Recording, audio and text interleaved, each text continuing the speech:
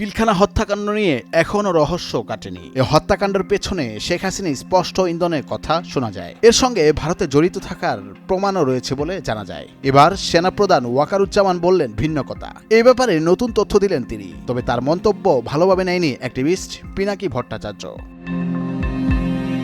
পিলখানা হত্যাকাণ্ডের বিচারিক প্রক্রিয়াকে নষ্ট না করার জন্য আহ্বান জানিয়েছেন সেনাপ্রধান জেনারেল ওয়াকারুজ্জামান। 2009 সালে পিলখানায় সংঘটিত নির্মম হত্যাকাণ্ডে শাহাদাত বরণকারী সেনা কর্মকর্তাদের স্মরণে রাজধানীর মহাখালীর রাওয়া ক্লাবের হেলমেট হলে আয়োজিত এক অনুষ্ঠানে সেনাপ্রধান এই আহ্বান জানান।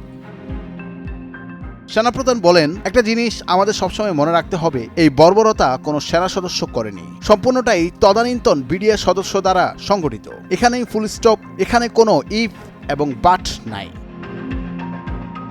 এখানে যদি ইফ এবং বাট আনেন, এই যে বিচারিক কার্যক্রম এতদিন ধরে হয়েছে, 16 বছর ধরে 17 বছর ধরে যারা জেলে আছে তারা কনভিক্টেড, সেই বিচারিক প্রক্রিয়া ব্যাহত হবে। এই জিনিসটা আমাদের খুব পরিষ্কার করে মনে রাখা প্রয়োজন। এই বিচারিক প্রক্রিয়াকে নষ্ট করবেন না। যে সমস্ত সদস্য শাস্তি পেয়েছে তারা শাস্তি পাওয়ার যোগ্য।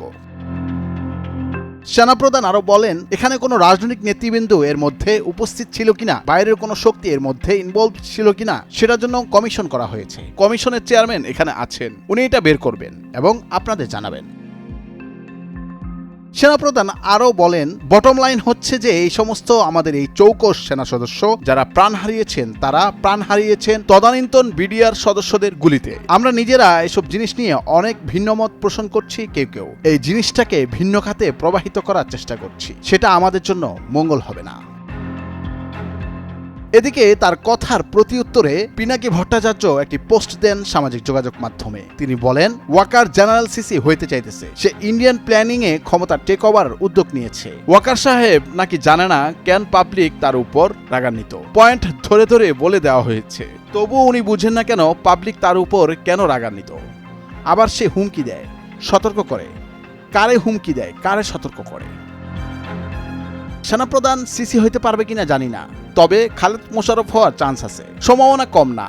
আর্মি এই জায়গায় আসছে ছাত্রদের অবিমিশ্রকারিতায়। আমি অনেক আগে থেকে এটা নিয়ে সতর্ক করে দিয়েছিলাম। প্রথম রাতে ইস্টাবলিশমেন্টের হাতে সবকিছু তুলে দিছে অল্পতেই, আর এই ইস্টাবলিশমেন্ট ইন্ডিয়ার কেনা গোলাম।